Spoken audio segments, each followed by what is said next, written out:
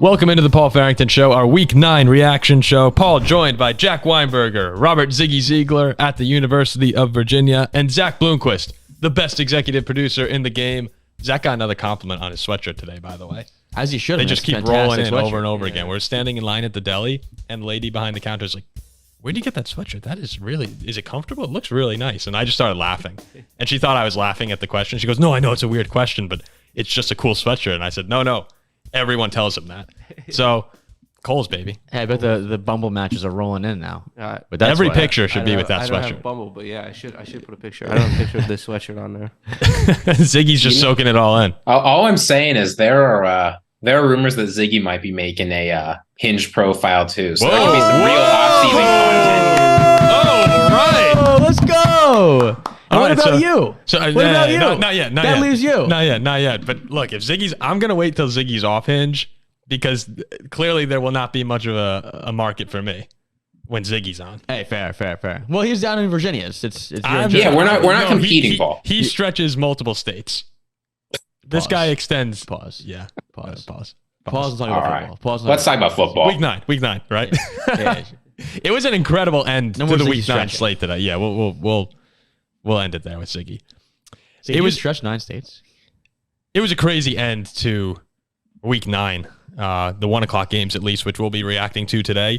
At the end, you had the Vikings game, you had the Texans game. There were a bunch of crazy finishes going on, Washington and New England. But the one game that did stand out was Houston and Tampa Bay, back and forth the entire time. Baker Mayfield, big drive. CJ Stroud, big drive. They're going back and forth.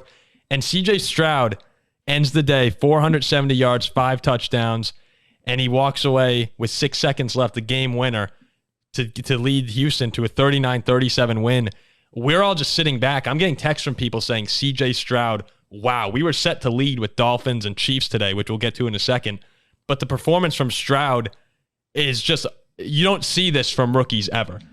I'm thinking back to other rookie quarterbacks who have played on this level. Justin Herbert a few years ago was really, really good. We talked about, Ziggy brought up Russell Wilson and RG3 had great seasons 10 plus years ago. This is one of the better rookies that you've seen walk into the league and take it. But the one thing with CJ Stroud too, is he's taking a team that everyone thought would be horrible. Most people thought it would be Houston and Chicago going back and forth for number 1 pick. We know Houston doesn't have that selection. But in terms of worst record in the league, people were expecting the Texans to suck. And what Stroud, D'Amico Ryans, Will Anderson Jr., Tank Dell, the rookie class that they have, I'm counting the coach as a rookie here because he is. It's just unbelievable stuff down in Houston. Ziggy, when you're watching that final drive, was that not unbelievable with 40 seconds left to go down? 1 timeout, 2 timeouts? Just crazy. No, I mean, these are the kinds of comebacks that you don't expect. You expect guys like Patrick Mahomes and Josh Allen to do, but certainly not a rookie quarterback who's never been, he's had some game-winning drives this season, but nothing quite like this. And the Texans weren't giving him a lot of support, right? Their leading rusher this game was Devin Singletary with 26 yards on 13 carries. Like, there was very little run game support. The receivers, obviously Noah Brown and Tank Dell and Dalton Schultz have all looked good this season, but nobody really expected them to be stars coming into it, like you said. What CJ Stroud did isn't just the most impressive rookie quarterback performance of all time. I'll put it out there and say single game, it's that. It's one of the best performances by any quarterback in the regular season of all time. Just 470 yards, 5 touchdowns, 0 interceptions, big throw after big throw, with very little time in the pocket because the Bucs were able to get pressure. It's not like this was an easy situation for him to be in. And time again, he made the throw. So it's one of the most impressive quarterback performances I've ever seen, all things considered. His performance, even before the game-winning touchdown drive, was flat out awesome. Yeah. I was totally sold on him before that. And that was just some extra icing on the cake. Like, wow. Oh, this guy's seriously the real deal. We were talking before Tampa Bay scored to take the lead.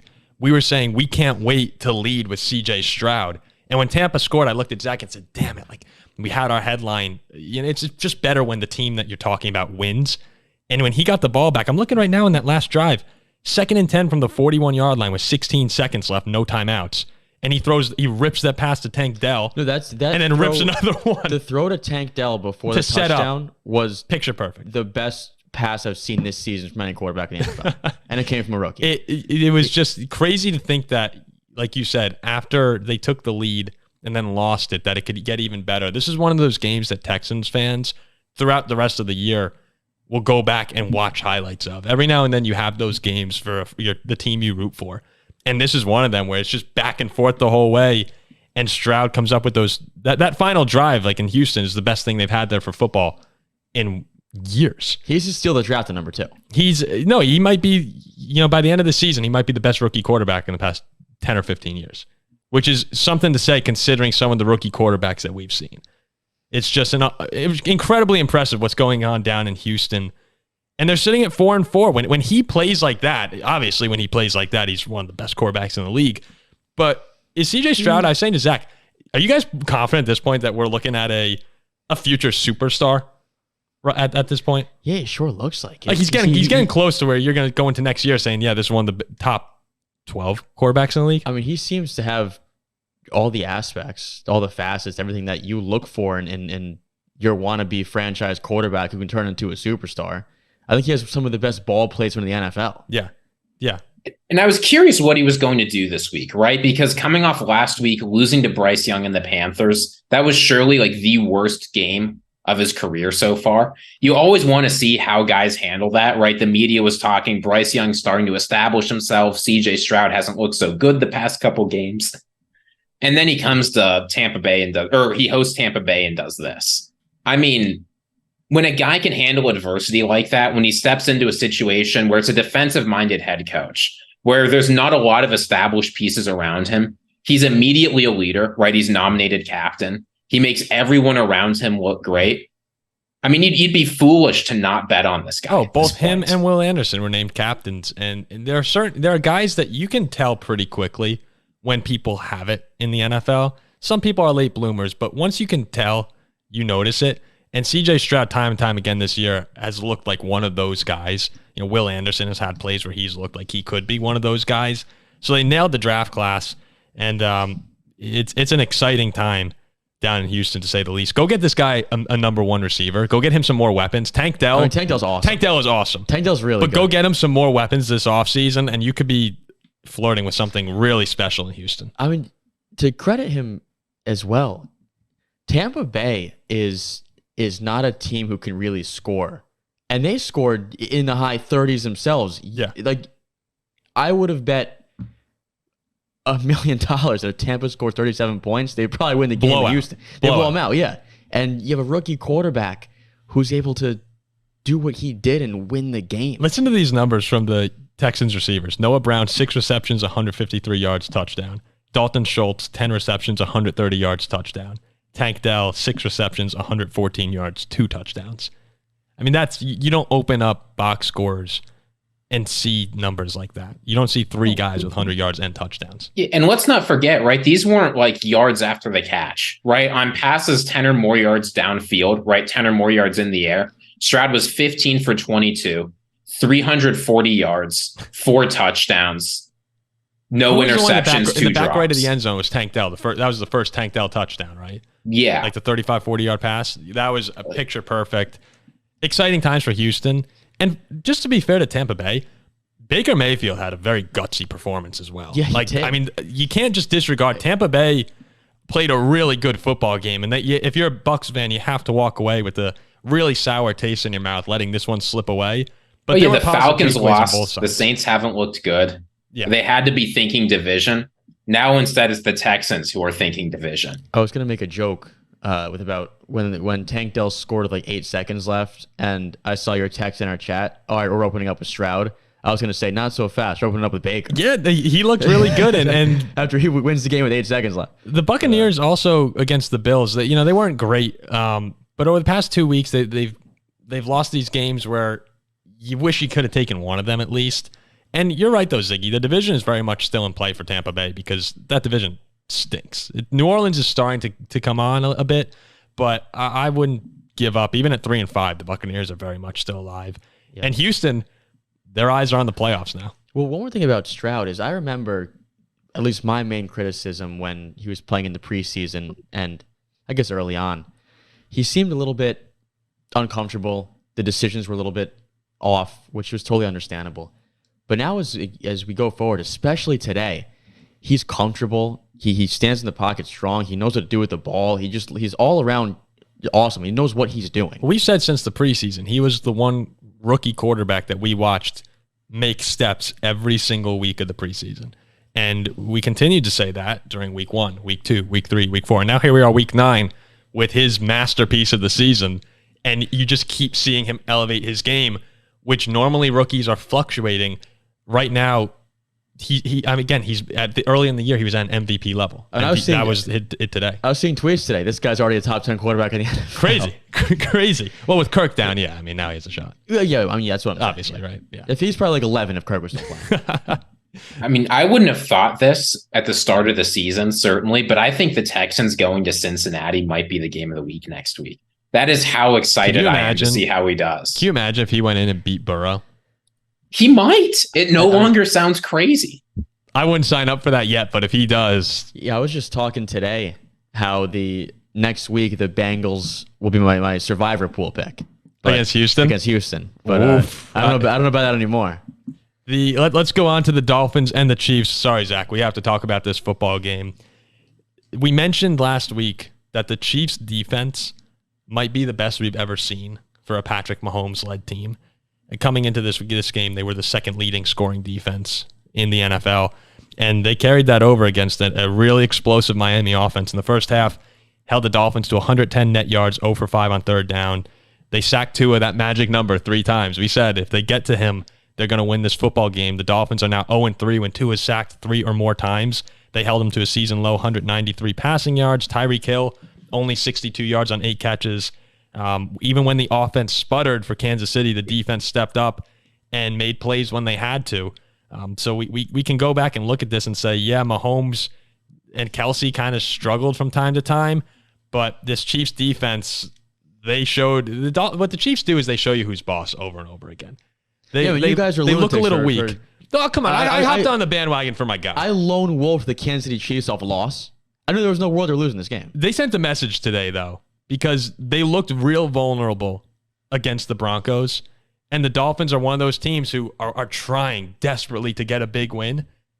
And even in a game when not everything went right, now the fumble recovery was huge, but not everything went right for Kansas City, they still find ways to win. They're still doing that. And I think this is them saying, you know what, until someone knocks us off, we're sitting at the top. Well, this is what makes the Chiefs, we were saying last episode, so dangerous, particularly this year, is Mahomes doesn't have to look fantastic. The offense doesn't have to look fantastic, which they really didn't. And their defense steps up, allows just 14 points against the best offense in the league and one of the best, probably their highest competitor in the AFC, and they win the game, which is scary to think about. And I want to bring up one thing I said in the last show during our preview about this game, is I wanted to see how the Chiefs could kind of get some other players involved on offense if it's not Travis Kelce. And at least throughout the first half, when they got up to a 21-0 lead, they did a good job of doing that. Kelce didn't touch the ball today. As a fantasy, I put out a tweet and said, I'm talking to my OC right now. Why can't we get Kelce involved in this? Other guys were getting involved. Boom, it's 21-0 off the bat. Chiefs offense is looking good. But then here comes Miami. They kind of settled in. Their defense was playing well. The Chiefs offense wasn't playing great, but yet the Chiefs defense was awesome. They're really, really tough to beat. You know, I just want to say before Ziggy goes here, it still is concerning though. Kansas City didn't score in the second half. Like that is, we mentioned the one concern is that the offense at times can look lost. And in the second half today, they allowed Miami to come back into this football game. You know, Mahomes had the fumble. When Travis Kelce isn't involved, like you said, sure, Mahomes spread it around today, but it's very clear. For a half, really. Not the second half. It's really clear when they're struggling that, you know, it's not the same Chiefs offense that we've seen year over year. So they're still trying to find their way. The players are saying that. The coaches are saying that. I'm imagining it'll come together, but that's still something, if you're a Chiefs fan, to have in the back of your mind. They're a really dangerous team, but the offense is still not there. No, I mean, they're hard to beat, but they are beatable. For sure. Ziggy, what do you think? Is it how concerned are you with the offense right now? Not very. I'll tell you what this Chiefs team reminds me of. They remind me of like the 2000s Patriots dynasties in the following way. The Chiefs know that they don't have to worry about the regular season one bit, right? They are making the playoffs and they are probably making the 1 seed no matter what they do. So you see every single game they come in with a different offensive game plan because they're just trying to figure out what works and what doesn't. Different people are getting the ball every game. Formations are looking different. Like they keep coming in with new things, trying to see what works and what doesn't, so that when you hit the playoffs, they'll have a good idea of what they can work with. And I think that's what the Chiefs are doing, right? You've talked about how the offense isn't consistent. They keep trying different things. They keep getting the ball to different people. And they are still 7-2 with a top 5 defense. And by the numbers, a top 5 offense. Like, let's not forget, I get that neither team scored in both halves today, right? It was the Chiefs in the first half, the Dolphins in the second. But holding Miami to 14 points is not nothing. Like the Chiefs just turned in a pretty complete performance, even if nothing was really working in the second half. They avoided terrible mistakes on offense. They were able to get it done. So no, I'm not worried. They're still in the experimental phase. They're still 7-2. The playoffs are probably going through 1 seed Kansas City this year. They got nothing to worry about. Somehow they Meanwhile, the Dolphins have still not beat we only beat up on bad teams and can't beat a single good team in the NFL allegations. Yeah, it's another big game loss for Miami. You know what really does stink, though, is they so could have won this game. I know, but they got big stops late. They had the ball in Chiefs territory late, and they couldn't get done. That is exactly, I know I picked the Dolphins, but didn't I exactly say that this is the kind of game that the Chiefs win and that the Dolphins find ways to lose? That's why I picked the Chiefs. Like, oh, no, I know. Yeah. Again, support you guys. But this year, against teams below 500. 0-3. Below 500. Oh. The Dolphins 6-0, 39 points per game, winning by about 18 points per game. Against teams above 500, 0-3, only scoring 17 points per game. And the margin of victor, and they're losing by 16 points is because of Buffalo mainly. But you're not going to shake this narrative until eventually you get a big win. And other than Buffalo, the Eagles game was really close. The Chiefs game was really close. So they're right there. But it's just, you think about the miscues, the Tyreek Hill fumble. You can't have that happen with 45 seconds left in the half. That is a backbreaker. And then on the final drive, we were sitting in Zach's house watching it. Raheem Mostert rips off a 25-yard run and a 19-yard run. You're threatening. They completely abandon that. And even though they abandoned the run, which we didn't, Ziggy was begging for them to run the football in our group chat. They had 2 throws on 3rd down, 4th down, where you should have hit Cedric Wilson. I don't know what happened. It came out to his hand, right? Just slipped out of his hand. That should have been a touchdown. And on the 4th down play, he drops a snap. As soon as he dropped it, I looked at Zach and said, you had Waddle right down the middle, wide open, run down the seam. I was. So it would have tied the game. I remember I was punching the wall at that point too because I had Waddle as a fantasy owner. Wide open. I could really, really use that. What would have been 8 points or something like that. But that doesn't help the narrative that Tua can't win big games when he's missing that throw and he's dropping the snap. Even though it's just one out of, a bunch of plays during the football game, Miami doesn't make the play. And we said this on the last show, a loss like this is bad for them because now they're pretty much guaranteed to go on the road to Arrowhead in January in the playoffs. Yeah, and we'll see. They're still... they're 2 games on Kansas City now. It's tough to make up that ground on a team like the Chiefs. Not the Chiefs, yeah. Yeah, and it's not like the rest of their schedule is easy, right? They still host the Cowboys. They still go to Baltimore. They still host the Bills. Well, that's the end of the year, right? The very end of the year. But there are tough games left for them. The Chiefs have tough games too, but they're all at home. It seems to always work out like that. You're going to see what Miami should roll. We said against teams below 500, they're crushing them. So they should roll for a few weeks. When they get Dallas, Baltimore, and Buffalo, we're going to see where they stand heading into the playoffs. And if you can get 2 out of 3 there, I think 2 of them are at home, right? Buffalo and Dallas are in Miami. Let's see if they can win those games. Let's see if they can beat Baltimore on the road. If they get those, you could be back in the spot where you say this team is rolling. But I said if they lost this game, they were not winning the Super Bowl. Now, that's a little exaggerated. But what I meant there was going on the road and winning against these teams is really tough. And today was one that when you look at all those miscues we just mentioned, it's hard to not look back with some regrets. I don't know if it's exaggerated. Here's the thing the Dolphins absolutely have to fix if they want to win these games. They have to start treating the big games like any other game. The Kansas City Chiefs aren't intimidated by anyone. They have their game plan. They will execute it. They'll consider their opponent. They'll figure out the strengths and weaknesses. But once they've got their plan, they will not be moved. The Dolphins against the Chiefs today moved away from what made them good. The Chiefs have a terrible run defense by the advanced numbers. The Dolphins have an incredible running game by the advanced numbers and by the ridiculous yards they put up. And it seemed like they only ran as a last resort. It put Tua in a tough spot. It meant that the Chiefs could easily prepare for the pass. And it meant that other than Tyreek Hill, no one was really able to get going in the air. Well, they started to run a little bit more in the second half, and that's when you saw some success.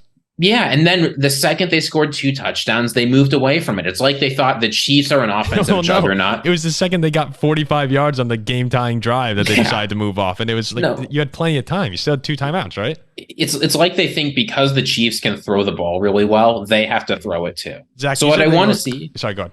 No, what I want to see is Mike McDaniels. Like, he knows what this team's good at. He just needs to come up with game plans that emphasize those strengths and execute them, and then they'll put up 70. Zach kicked a small stuffed animal against a wall after the after the 4th down play. So you said they looked scared at the beginning of the game. Can you just explain to me what you meant by that? Sounds like you agree with completely with Ziggy. Complete with what Ziggy said. But like the first quarter, we just looked like we were just, I don't know what we were doing. Like nobody seemed confident in what they were doing. Like Tua didn't seem confident throwing the ball. Tyreek didn't seem confident catching the ball. And that's what you mean, like getting away from the game plan, right? Because the right. second half you opened it up a little bit more. Yeah, we started running. We started doing what we did, and like we looked not scared. We were like, "Oh, look at this! We're marching down the field." Yeah, disappointing loss. Poor Zach. I also do think there is a world where all the Dolphins are hearing about is this whole narrative, and then once you fall down 7-0. 14-0, you're like, shoot, here we go again. It's kind of a mental type of thing. The starts are huge, where if you score first, you come out and like the anger and motivation are one thing, and then slipping into I guess we can't just win these games. I don't think that's happening with Miami yet. These guys are just wired differently in professional sports. But yeah, I'm always curious too, how much of a mental effect is there with people talking about it all the time now. Like, at some point, you got to break it. Even McDaniel said today, he said the only way to shake this narrative is to go and beat teams like this. So we'll have to wait at least a few more weeks until I believe Dallas is the first one. They'll be the Raiders yeah.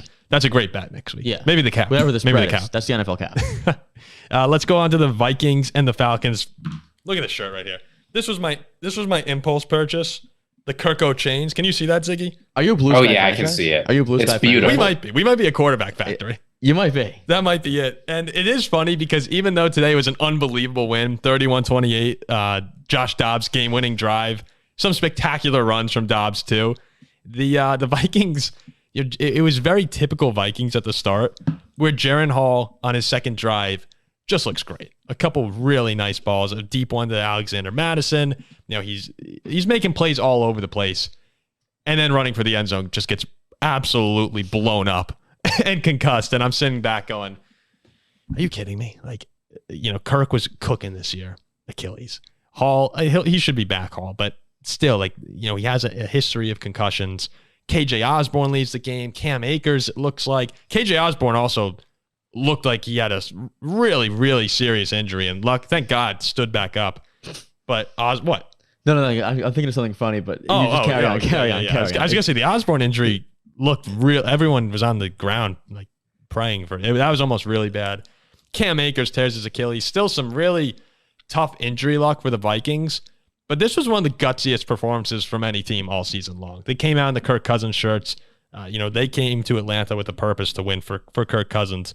And Josh Dobbs, I was planning on coming here talking about a Vikings loss following, he takes a safety on his second play. He throws an interception, fumbles, a ton of mistakes.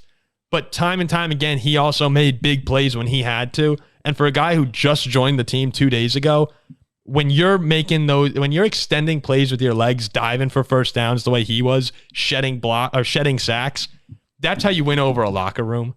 That, I think you said that, right, Zach? That's how you win over the locker room. And this Vikings team is playing the best football they've played as a team in multiple years. So they're obviously not looking like a Super Bowl contender or anything. Of course they are. But they're 100% in this playoff race and playing as well as anyone in the league. Yeah, it's just I was laughing before because I first tuned into this game when it was 3-3, and I see I see Dobbs getting thrown down in the end zone. No, he came in and it was like, you can't blame him too much. But and it just had the look of like a typical, here's another Vikings quarterback just getting murked. But no, what I was very impressed with, he started off looking shaky, comes into a new team. He was traded to 3-4 days ago. He throws that pick. It's looking pretty bleak. The fumble was even that's before the fumble. that. The fumble was even worse. The fumble. That's what I'm talking about. When his arm was hit and you guys were down. I thought you were out, and it was really impressive for a guy. I mean, a new group of guys, a new team, his first game. The starter gets hurt and he comes in, and he's able to come back and win the game. And we talked about this in the preview for this game. I remember Ziggy saying that Dobbs can bring sort of a new element to the Vikings offense that they haven't really had with Kirk Cousins, and that's the ability to run the football and move the chains with your legs, which I saw he did a lot in the fourth quarter. He had a couple unbelievable runs today. Yeah. On third and fourth downs. And if that doesn't happen, if he doesn't scramble for those yards and pick up those first downs late in the game, I don't think Minnesota wins this game. Ziggy, you have to be pretty jacked up, right? That was an unbelievable win. You take every week as it comes, and this week the Minnesota Vikings won, so I got nothing to complain about. In my heart of hearts, I start to think, we're winning games, we're beating the bad teams, it's going to be the same old, we're hurting our draft pick. I don't care about any of that this week. No, I want to win. I want to win. Yeah, I want to win. People talk about rebuilding and how you got to do it and do a complete teardown.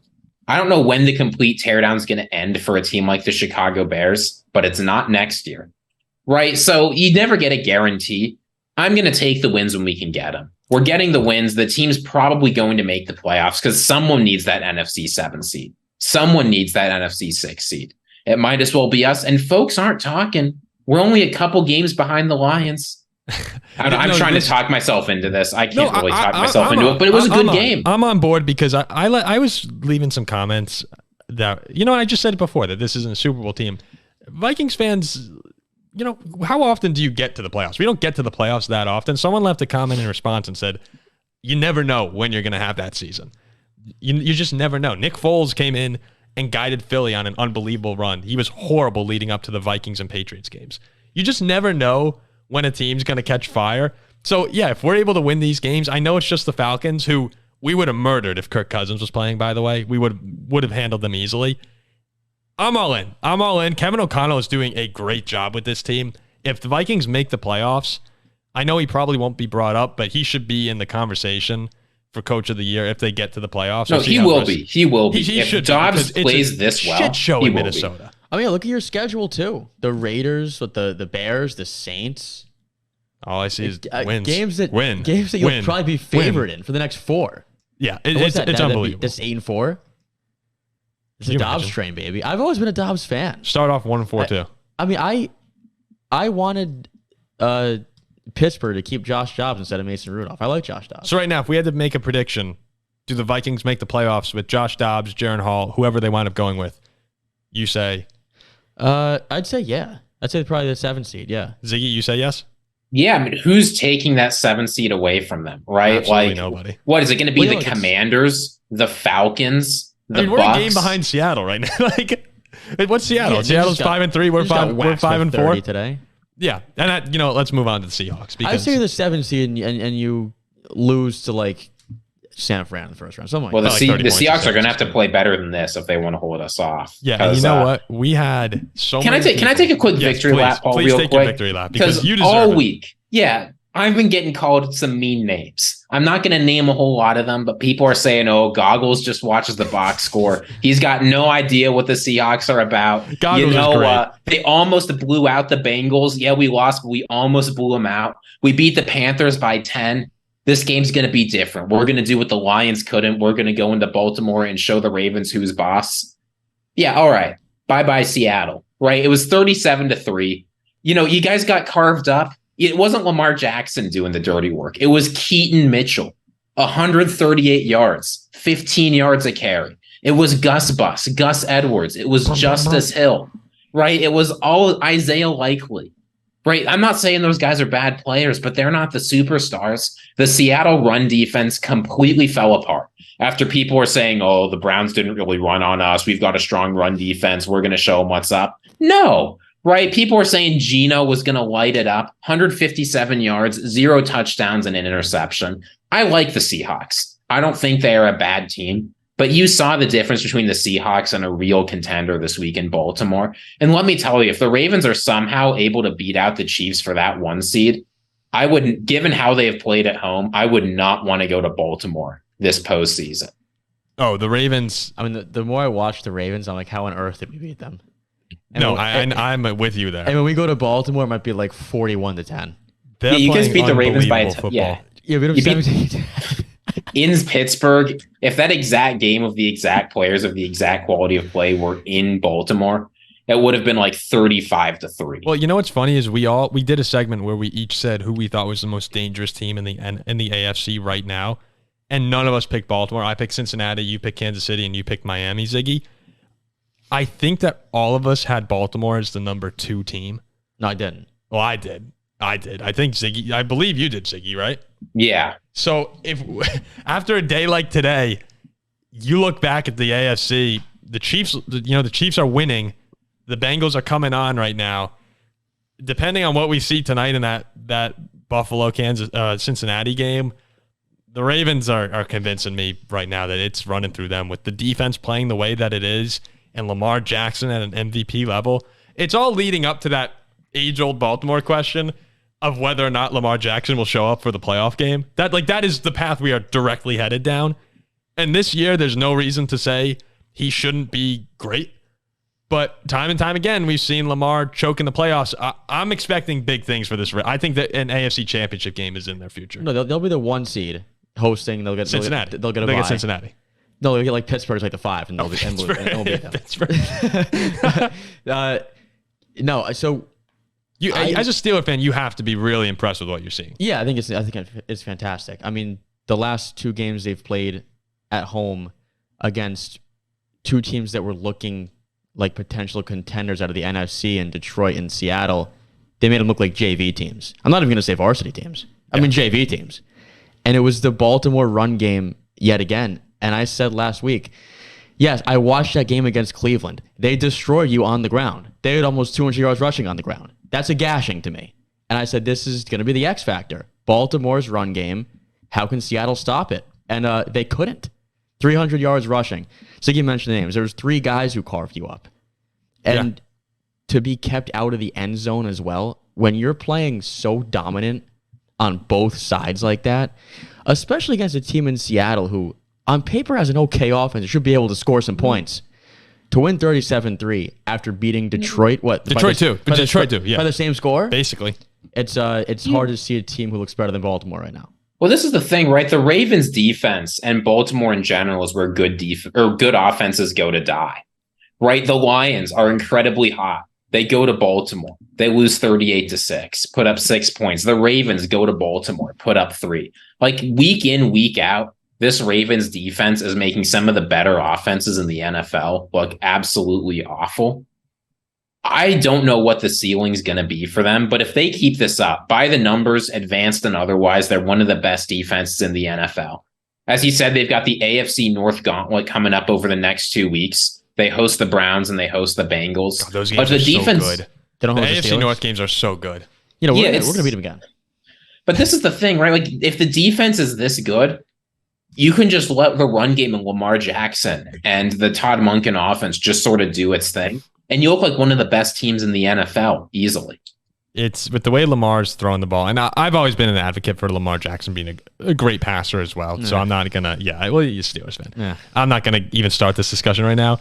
But with the way he's throwing it this season in particular, when you're running the ball this effectively and you add on him at an MVP level throwing, it's hard to beat. And Seattle, we'll talk about them for just a second here, basically exactly what we expected.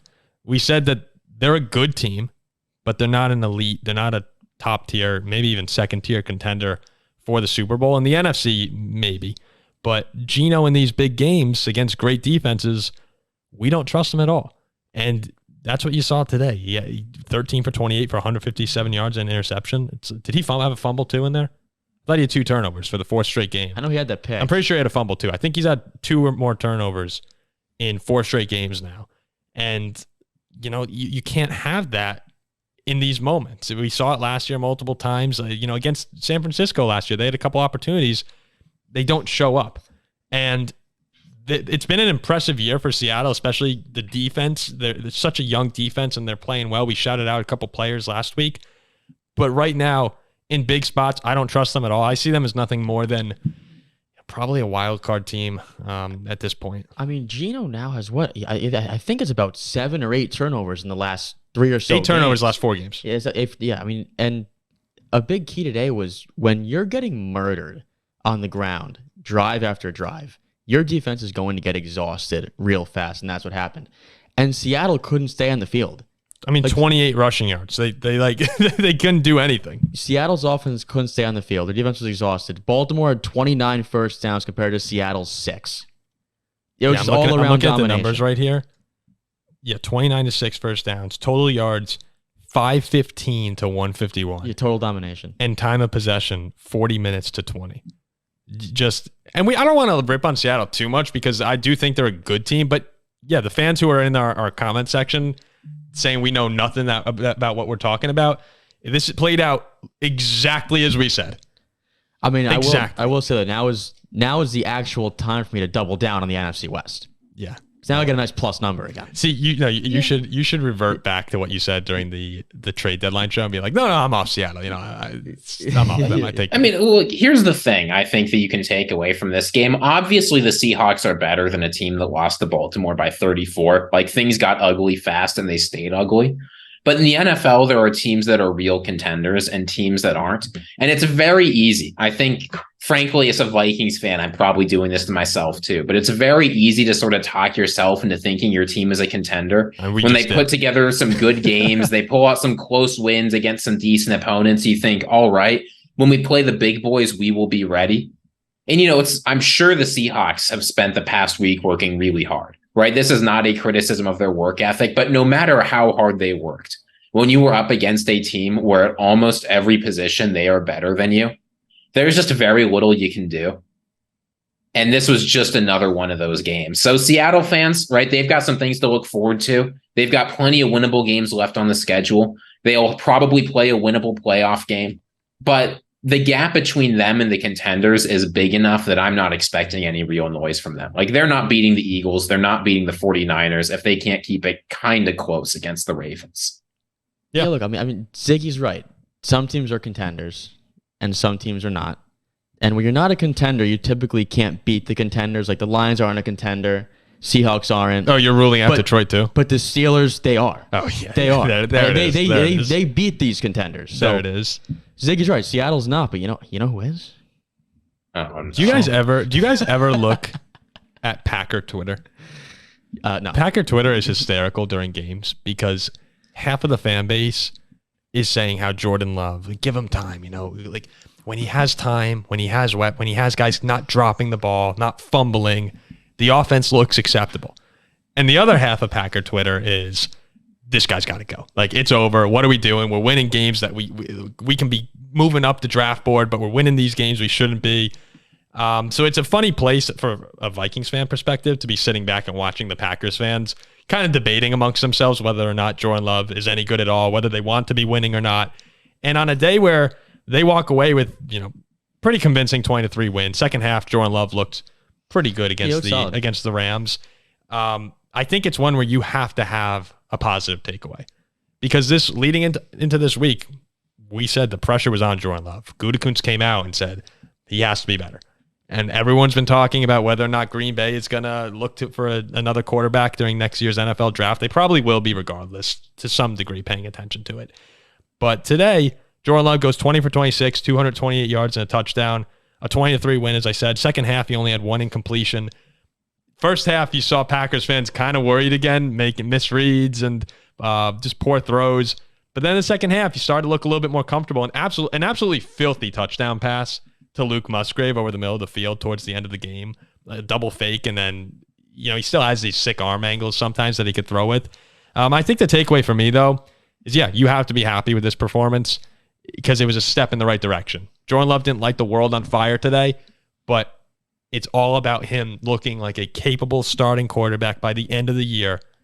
And in the second half today, it's just a matter of, it's a matter of getting a complete game out of him, which we haven't seen really all year except maybe the Chicago game, where if he can look the way he does in second halves and the first halves, Packers are playing good football.